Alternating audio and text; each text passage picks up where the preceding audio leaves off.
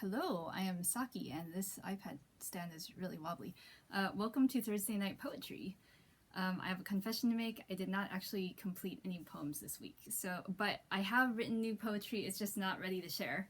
So next week I have a really epic poem to share. I think hopefully I'll finish it by then, and it's a really long ballad. It's a saga. It's an epic, and this week instead of reading new poetry, I'm just gonna read 3 old poems to you.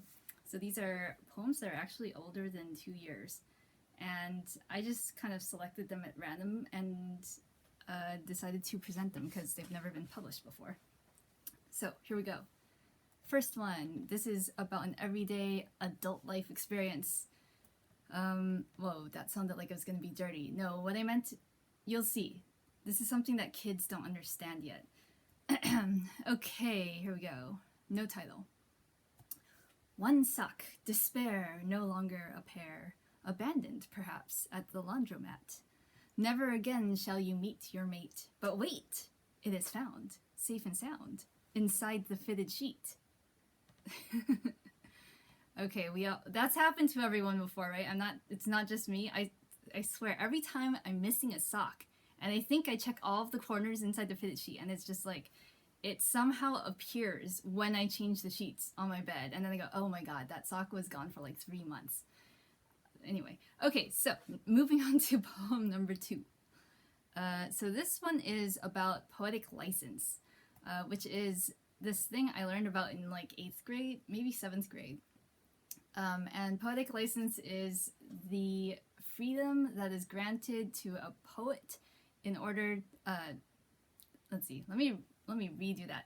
Poetic license is where you can break rules in terms of grammar, spelling, pronunciation, etc. In order to better improve your poem. So for example, the first line of this poem goes, when used sparing, some exceptions, ... And it should be sparingly. It should be an adverb. When used sparingly, some exceptions to the rules, blah blah blah.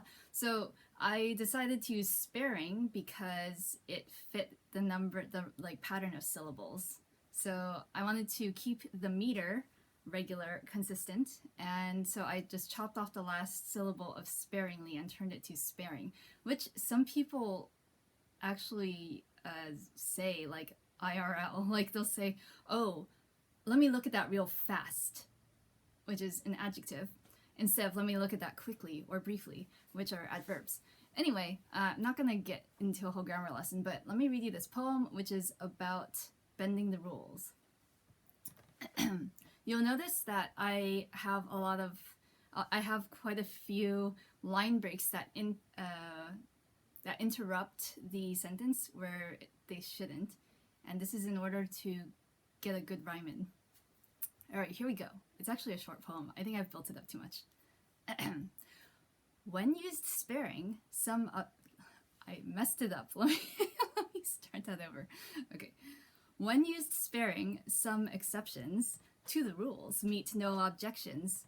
But when the writer starts abusing freedom, it gets less amusin'. Like a cake with too much icins, so can be poetic license. So, anyway, alright, that was my short meta poem of the day.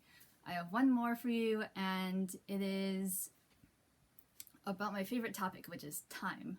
And I'm not going to give it a long intro, because I'm just going to read it. Alright, here we go. Every day, the hours slip away. Then it's night, and soon light, for tomorrow won't delay. Won't you wait? Won't you wait? Do not leave me in this state. Work unfinished, not diminished. Time show mercy, I am late. I think this is perhaps something that my homework said to me in college. Hey, are you gonna finish me or not? He's gonna turn me in like that? Alright. Anyway, so that was my third old poem for tonight, and make sure you tune in next week for some new poetry. Alright, speaking of late, I gotta get this video uploading before 7 o'clock rolls around. I'll see you in an hour.